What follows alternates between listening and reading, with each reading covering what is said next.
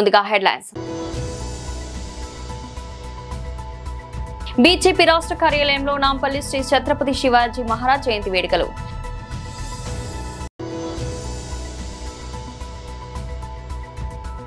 Assembly media point వద్ద వైఎస్ఆర్సీపీ సభ్యులు press meet.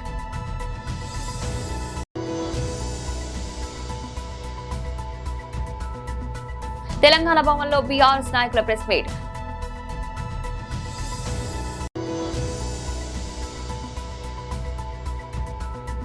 Telangana inter hall టికెట్లపై క్యూఆర్ కోడ్.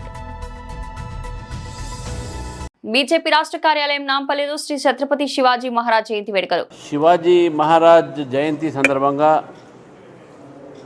ఈరోజు దేశవ్యాప్తంగా కూడా అనేక ప్రాంతాల్లో శివాజీ విగ్రహాలకు, శివాజీ చిత్రపటానికి అందరూ కూడా వారి యొక్క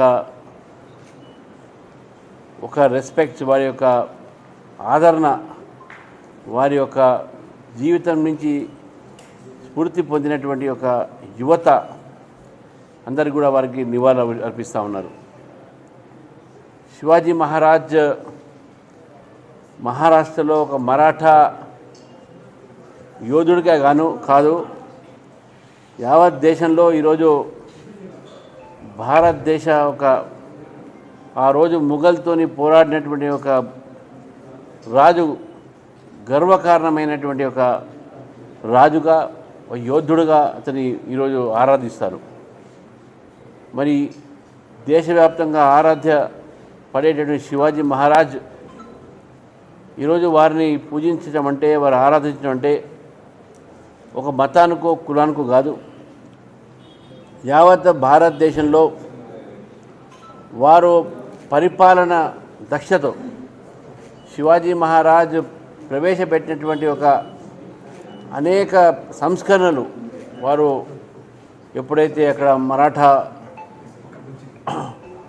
ప్రాంతంలో వారి పరిపాలించేటటువంటి ప్రాంతంలో బయట కూడా వారు ప్రవేశపెట్టినటువంటి రెవెన్యూ సిస్టమ్ కానీ, ఆ రోజు సురక్షా వ్యవస్థ కానీ, ఆ రోజు ఉన్నటువంటి అగ్రికల్చర్ సంబంధించినటువంటి కానీ అనేక రంగాల్లో శివాజీ మహారాజ్ పరిపాలనతోని ప్రజలు చాలామంది వారు ఆనంద పొందారు, ప్రజలు చాలామంది లాభం కూడా పొందారు.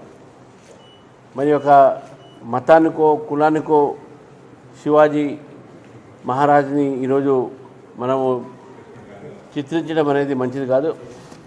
ఈజ్ ఏ అరవింద్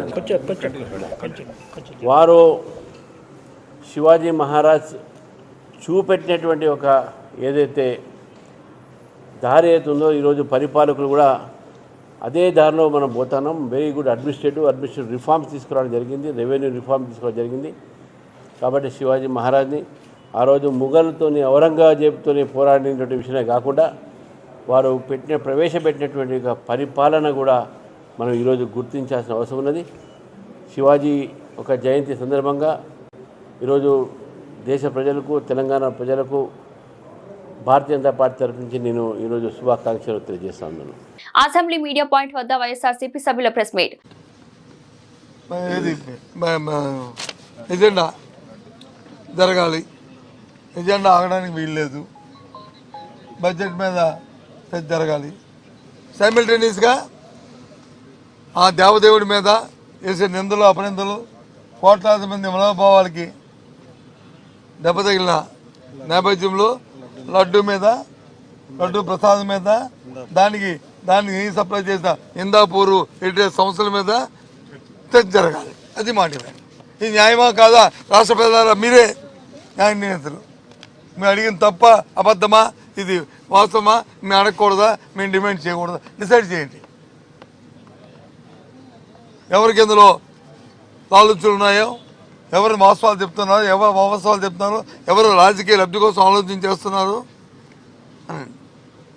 ఈ అవార్డులు తెచ్చిన నాకు వచ్చి అపాలు చెప్పాలని నోటీస్ అంట. మరి మహాభావుని దేవదేవుడి మీదే కోట్లాది మంది మనోభావాలు దెబ్బతిన్న మరి చంద్రబాబు నాయుడుకి అపాలు చెప్పొద్దా? ఆవు కొవ్వు, నువ్వు పంది కొవ్వు లేదని దానికి ముందు దానికి క్రమం చెప్పాలి కదా చంద్రబాబు నాయుడు గారు, ముఖ్యమంత్రి గారు. ఎందుకు చెప్పట్లేదు మీరు? మీరు చెప్పండి, ముందు వచ్చి బహిరంగ క్షమాపణ చెప్పండి. నేను మాట్లాడిన తప్పు. 10 మంది మంత్రులు అలా చూశాను ప్రెస్ మీట్లో.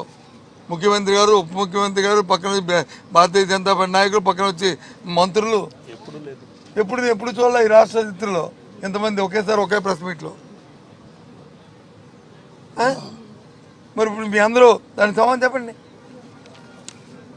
కాదని చెప్పి మీ అందరూ ముందు వెంపలేసుకోండి, తప్పు మాట్లాడని చెప్పండి ప్రజలకి. అప్పుడు మీ తీసుకుని మేము వస్తాం. ఏది నేను తప్పు మాట్లాడితే? నేను వాస్తవం మాట్లాడుతున్నాను. ఈరోజు కూడా నేను మాట్లాడి కట్టుబడి ఉన్నాను.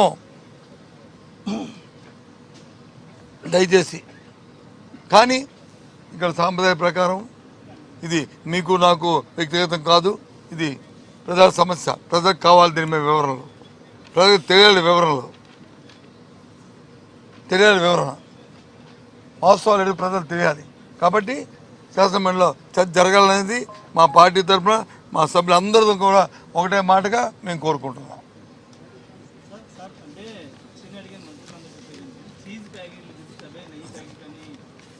సరే, నాకేం తెలియదా అమాయకుండా? నేనేమి చూపెట్టాను? హెరిటేజ్కి ఇందాపూర్కి ఉన్న ఎస్టాబ్లిష్ ఇంకో చూసుకోండి. ఈ ప్యాకెట్ మీద చూసుకోండి. హెరిటేజ్ది ఇగో ఇందాపూర్ తాలూకు పేరు కనిపించట్లేదు, చదువుకోండి అని చెప్పాను తప్ప నేను అమాయకుడిని కాదు. తెలంగాణ భవన్లో బీఆర్ఎస్ నాయకుల ప్రెస్ మీట్ అని ప్రయత్నాలు చేశాను. దాదాపు చాలా దగ్గర హంగు వచ్చేటువంటి దిశలో ఉన్న ఒక సీటు గెలిచిన వాడు కూడా చైర్మన్ కావాలనేటువంటి కకృతి, మెజార్టీ లేకుండా గెలవాలనేటువంటి తాపత్రయం. ఈరోజు నిన్న మా పార్టీకి సంబంధించినటువంటి సీనియర్ నాయకుడు బాల్క సుమన్ను అరెస్ట్ చేసి జైలుకు పంపించేటువంటి సందర్భంలో ప్రజల చాలా క్లియర్ మ్యాండేట్ ఇచ్చారు. భారత రాష్ట్ర సమితికి పూర్తిగా ప్రజల మద్దతున్న, అక్కడ బలం లేకపోయినా అక్కడ ఉండేటువంటి మంత్రి వివేక్ కానీ ఆయన కుమారుడు ఇద్దరు కూడా సంఖ్యాబలం లేకపోయినా అధికారులను బ్లాక్మెయిల్ చేసి 2 పర్యాయాలు వాయిదా వేయడం చూస్తూ ఉన్నాం. అంటే దీన్ని బట్టి అర్థమైంది ప్రజాస్వామ్యాన్ని పూర్తిగా అవహేళన చేసేటువంటి పద్ధతుల్లో ఈరోజు వ్యవహరిస్తున్నటువంటి పద్ధతి. మొత్తం కూడా రాజ్యాంగం అంటే రేవంత్ రెడ్డి రాజ్యాంగమే నడవాలనేటువంటి ఒక కుట్ర మరిలో భాగమే నిన్న మా నాయకుడిని బాల్క సుమన్ అరెస్ట్ చేయడం. ఈ అరెస్టును భారత రాష్ట్ర సమితి పక్షాన మేము తీవ్రంగా ఖండిస్తున్నాం. గతంలో చిలక పలుకులు పలికిళ్ళు కొంతమంది మరి రాష్ట్రంలో ఉండేటువంటి మేధావులు మరి ఇంత నిస్సిగ్గుగా ప్రజాస్వామ్యాన్ని కూని చేస్తూ ఉంటే మరి అలాంటి వ్యక్తులు ఎక్కడున్నారో మరి ఏం మాట్లాడుతున్నారో వారిని కూడా నేను ఈరోజు ప్రశ్నిస్తూ ఉన్నా. ఈరోజు ఇంత నిస్సిగ్గుగా ఎందుకు చేయాలి? ఎందుకు ఇంత ముఖ్యమంత్రి ఆదేశాలు ఏ రకంగానైనా చేసి గెలిచిరండి, ఎట్లనైనా చేసి గెలిచిరండి అనేటువంటి హుకుంతోటే మంత్రులు కానీ శాసనసభ్యులు కానీ ఇంత నిస్సిగ్గుగా వ్యవహరిస్తున్నట్టుగా కనబడతా ఉన్నది. ఏది ఏమైనా ఈరోజు గతంలో కేసీఆర్ గారు చెప్పేది మాకు హైకమాండ్ అంటే తెలంగాణ ప్రజలు మా హైకమాండ్, తెలంగాణలో మేమే నిర్ణయం తీసుకున్నాం. ఈరోజు నాకు చాలా విచిత్రమైనటువంటి పరిస్థితి ఏంటంటే మొత్తం రాష్ట్ర క్యాబినెట్ అంతా కూడా ఢిల్లీ పోయి కూర్చున్నది. అక్కడ ముఖ్యమంత్రి నాకు తెలిసి ఇప్పటికే ఒక 65-66 సార్లు పోయినట్టున్నాడు. ఆయన పోయింది నేను చాలక ఈరోజు మొత్తం మంత్రివర్గానే పట్టుకుపోయిండు ఢిల్లీకి. వాళ్ళు అక్కడ సమీక్ష చేస్తున్నారట. దేని మీద సమీక్ష చేస్తున్నారు? 6 గ్యారెంటీలు మీరు ఇచ్చి అధికారంలోకి వచ్చినటువంటి హామీలు అమలు చేయడంలో సమీక్ష చేస్తే బాగుంటుంది, కానీ వాళ్ళ సమీక్ష అంతా కూడా ముఖ్యమంత్రి ఇక్కడ నుంచి లెక్క పంపుతున్నాడట. అసెంబ్లీ ఎలక్షన్లు ఉన్నాయి, రేపు ఆ ఎలక్షన్లు ఉన్నాయి, మరి లెక్క చక్కగా రావాలి. ముఖ్యమంత్రి చెప్పిండట నా మాట ఎవరింటో లేరు, నా లెక్క కలుస్తలేదు, మీరే మాట్లాడాలంటే వీళ్ళందరినీ కూడా అక్కడ తీసుకుపోయి ఈరోజు లెక్కల యొక్క లావాదేవీలు తీసుకురావడానికే పిలిచినట్టుగా ఉన్నది తప్ప నిజంగా వీళ్ళకి చిత్తశుద్ధి ఉంటే ఇప్పటికే రైతు బంధు పడతలేదు. 2 పర్యాయాలు ఇదివరకు రైతు బంధు పడలే. ఈ రైతు బంధు కూడా పడడానికి రైతులు రోజు లీకులు ఇస్తూ ఉన్నారు. రైతు బంధు రేపు పడుతుంది, ఎల్లుండి పడుతుంది, ఎప్పుడు పడుతుంది? యాసంగి కోతలేనిగా పడుతుంది రైతు బంధు. అంటే ఈరోజు ఈ ప్రభుత్వానికి మనసు లేదు. కేసీఆర్ గారు ఏది చేసినా మనసుతోటి చేసిండు. రైతు బంధు ఇస్తే యాసంగి నాట్ల కంటే ముందే రైతు బంధు పడేది. మరి ఈరోజు ఫిబ్రవరి మిడిల్ ఆఫ్ ది ఫిబ్రవరిలో ఉన్నా ఇప్పటివరకు కూడా రైతు బంధు మరి ఈరోజు పడతదా పడదా అన్న అనుమానంలో ఉన్నారు. ఈ నెల 25వ తేదీ నుంచి తెలంగాణలో ఇంటర్ పరీక్షలు జరగనున్నాయి. మొత్తము 9.9 లక్షల మంది విద్యార్థులు పరీక్షలకు హాజరవుతున్నట్లు ఇంటర్ బోర్డు తెలిపింది. మరోవైపు ఇంటర్ పరీక్షల హాల్ టికెట్లు ఈ రోజు విడుదల చేశారు. ఆయా కళాశాలల ఆన్లైన్ లాగిన్లతో హాల్ టికెట్లు అందుబాటులో ఉంచినట్లు అధికారులు తెలిపారు. విద్యార్థులు తమ కళాశాల ప్రిన్సిపాల్ను సంప్రదించి హాల్ టికెట్లు తీసుకోవాలని అధికారులు సూచించారు. మొబైల్ ఫోన్ల ద్వారా కూడా హాల్ టికెట్లను పొందే సదుపాయాన్ని కల్పించారు. బోర్డు వద్ద విద్యార్థులు నమోదు చేసుకున్న రిజిస్టర్ మొబైల్ నంబర్లను నేరుగా హాల్ టికెట్ డౌన్లోడ్ లింకును పంపిస్తున్నట్లు బోర్డు తెలిపింది. హాల్ టికెట్లు ఏమైనా తప్పులు ఉన్నట్లే గుర్తిస్తే వెంటనే ప్రిన్సిపాల్ ద్వారా బోర్డు దృష్టికి తీసుకొచ్చి తప్పులను సరిదిద్దుకోవాలని చెప్పారు. మరోవైపు ఈసారి హాల్ టికెట్లపై ప్రత్యేకంగా QR కోడ్ ముద్రించారు. దీన్ని స్కాన్ చేయడం ద్వారా ఎగ్జామ్ సెంటర్ ఎక్కడ ఉందో సులభంగా తెలుసుకోవచ్చని అధికారులు తెలిపారు. బోడుపల్ కేశవనగర్ కాలనీలో శ్రీ విశ్వనాథ శివాలయంలో ఆంజనేయ స్వామి విగ్రహ ప్రతిష్ఠ సందర్భంగా గురువారం మన్యసూత్ర హోమాన్ని ఘనంగా నిర్వహించారు. గత 2 సంవత్సరాల క్రితం JD పటేల్ సహకారంతో ఈ ఆలయాన్ని నిర్మించడం జరిగింది. కాలనీలోని ప్రతి ఇంటికి కొంత ఆర్థిక సహాయంతో ఆలయాన్ని నిర్మించిన 4 నెలల్లోనే క్షేత్ర పాలకునిగా చుట్టుపక్కల కాలనీల ప్రజల సహకారంతో ఆంజనేయ స్వామి విగ్రహ ప్రతిష్ఠ చేయడం జరుగుతుంది. నల్లటి శిలతో తయారు చేసిన 13 అడుగుల పంచముఖ ఆంజనేయ స్వామి విగ్రహం మండపం పైన ప్రతిష్ఠించి మండపం లోపల నిత్యం పూజలు చేయడానికి ఆవి ఆంజనేయ స్వామిగా విగ్రహం ప్రతిష్ఠించడం జరుగుతుంది. మన్యసూత్రం హోమం వల్ల కాలనీలోని ప్రజలు సుఖ సంతోషాలతో ఆయురారోగ్యాలతో చేకూరాలని ఆంజనేయ స్వామిని వేడుకోవడం జరుగుతుంది. 1500 గజాల విస్తీర్ణంలో ఉన్న ఈ ఆలయాన్ని మరింత అభివృద్ధి చేసుకుంటామని కమిటీ సభ్యులు తెలిపారు.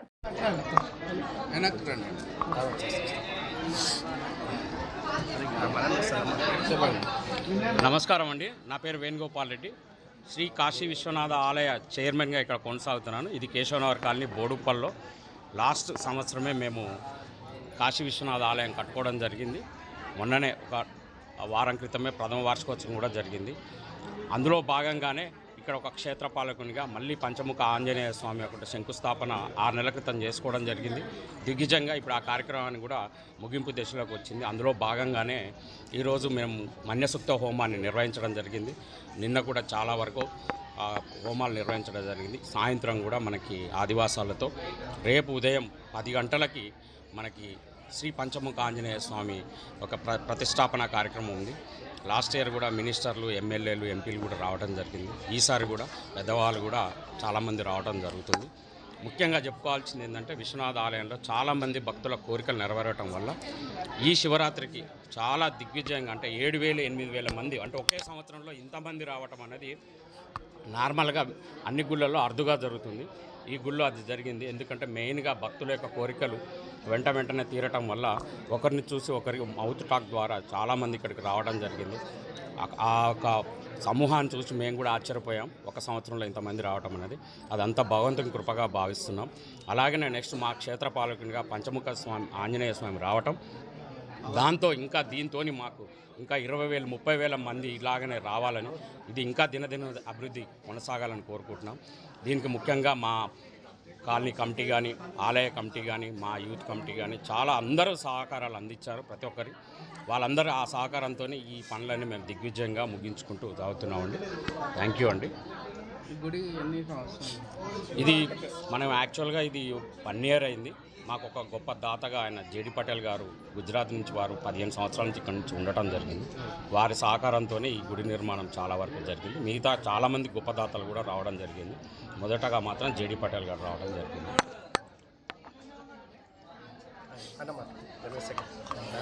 ఈ ఆలయ కమిటీ సెక్రటరీగా పనిచేస్తున్నాను. ఈ ఆలయము దాదాపు 2 సంవత్సరాల క్రితము స్థాపించుకోవడం జరిగింది. ఇది ఏ విధంగా తయారవుతుందో ఏమవుతోనే సంకల్పము తోటి ఒక మీరు ఇదివరకు చెప్పినట్టు JD పటేల్ గారి సంకల్పం వల్ల కాలనీలోని సభ్యులందరూ దాదాపు ప్రతి ఇంటికి 10,000 తోసిన వారు 30,000, 50,000 అట్లా అందరం వేసుకొని దాదాపు ఒక 20-25 లక్షల వరకు మేము కాలనీ వాళ్ళం సమకూర్చుకున్నాము. మిగతా అమౌంట్ను కాలనీలో కాకుండా చుట్టుపక్కల ఉన్నటువంటి చాలామంది దాతలు సహాయ సహకారాల వల్ల కేవలం 1 సంవత్సరంలోనే ప్రతిష్టాపన జరగడం జరిగింది. ఆ శివాలయాన్ని ప్రతిష్టాపన చేసుకున్న 3-4 మాసాలకే క్షేత్రపాలకునిగా ఆంజనేయ స్వామిని ప్రతిష్టాపన చేసుకోవాలని మా ఆలయ కమిటీ వచ్చిన తర్వాత సంకల్పం చేసుకోవడం జరిగింది.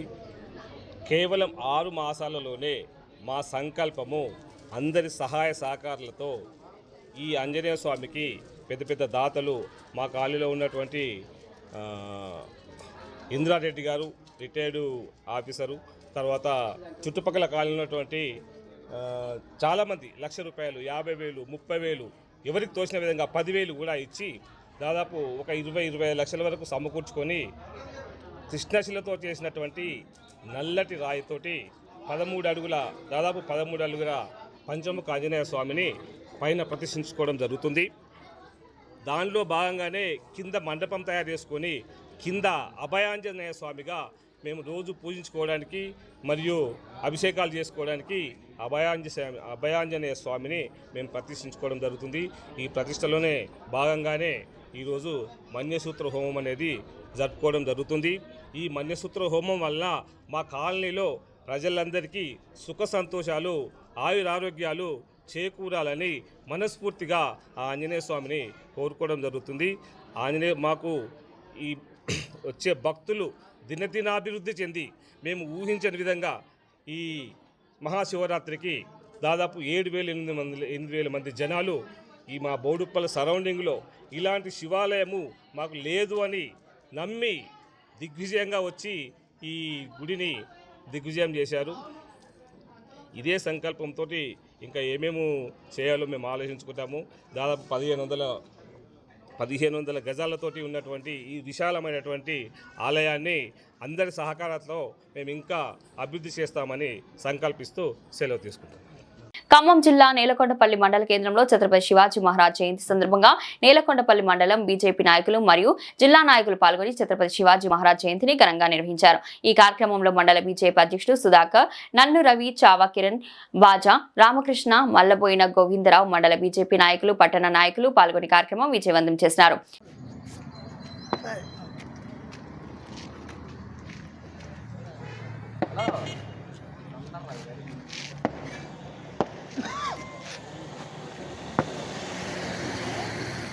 शिवाजी महाराज के जय, शिवाजी महाराज के जय, भारत माता की जय, भारत माता की जय, छत्रपति शिवाजी महाराज की जय, छत्रपति शिवाजी महाराज की जय, छत्रपति शिवाजी महाराज की जय. మీ పేరేంది? నా పేరు నున్నా రవికుమార్. ఈరోజు హిందూ సామ్రాట్, సనాతన ధర్మ పరిరక్షకుడు ఛత్రపతి శివాజీ మహారాజ్ గారి జయంతి సందర్భంగా నేలకొండపల్లిలో వివిధ యువజన సంఘ నాయకులందరి ఆధ్వర్యంలో పెద్ద ఎత్తున ర్యాలీగా వారి జయంతి కార్యక్రమాలు నిర్వహించడం జరుగుతుంది. వారిని స్మరిస్తూ వారు చేసినటువంటి పోరాటాలను యువత స్ఫూర్తిగా తీసుకొని ముందుకు పోవాలని చెప్పి వారు ఏదైతే హిందూ సామ్రాజ్య స్థాపన కోసం చేసినటువంటి పోరాటాలని ఈనాటి యువత స్ఫూర్తిగా తీసుకొని ముందుకు వెళ్ళాలని చెప్పి వారి స్ఫూర్తితోటి ప్రియతమ ప్రధాని నరేంద్ర మోడీ గారు చేస్తున్నటువంటి అనేక సనాతన ధర్మ పరిరక్షణ కార్యక్రమాలు కావచ్చు, హైందవ దేవాలయాల పరిరక్షణ కార్యక్రమాలు కావచ్చు, ఈరోజు స్పష్టంగా కనపడుతుంది. అదేవిధంగా ముందుకు పోవాలని చెప్పి ఆశిస్తూ ఈరోజు నేలకొండపల్లిలో పెద్ద ఎత్తున ర్యాలీ నిర్వహించడం జరిగింది. భారత్ మాతాకి జై. మీ పేరు సార్? నా పేరు చావా కిరణ్ కుమార్. ఈరోజు మన ఛత్రపతి శివాజీ మహారాజ్ జయంతి సందర్భంగా నేలకొండపల్లిలో పెద్ద ఎత్తున ర్యాలీ కార్యక్రమం నిర్వహించడం జరుగుతుంది.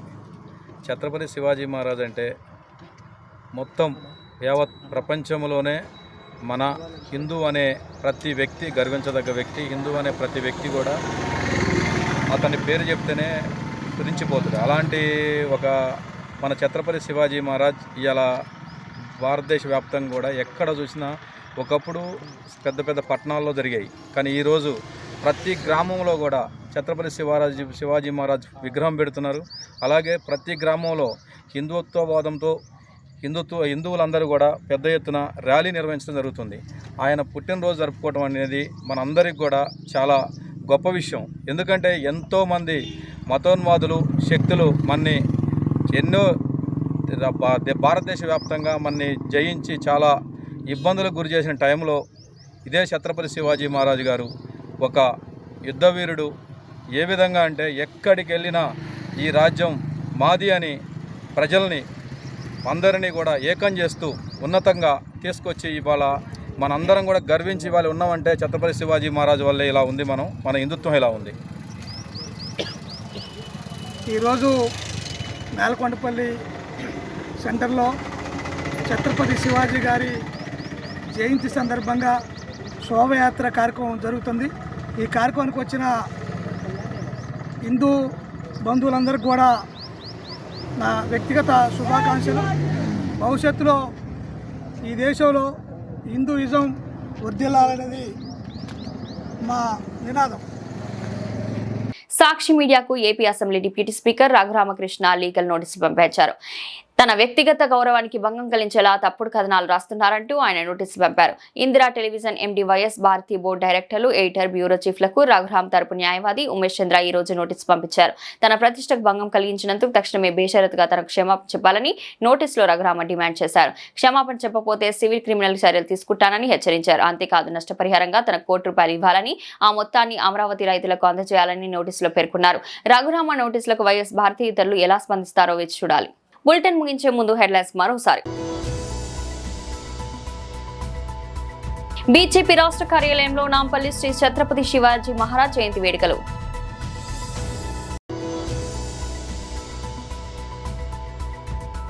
అసెంబ్లీ మీడియా పాయింట్ వద్ద వైఎస్ఆర్సీపీ సభ్యులు press meet.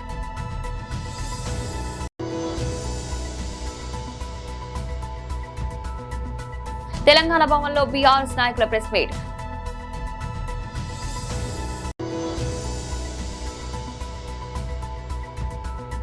Telangana inter hall టికెట్లపై QR కోడ్. ఇది ఈ రోజు బులెటిన్. మరో బులెటిన్లో మళ్ళీ కలుద్దాం. అంతవరకు సెలవు.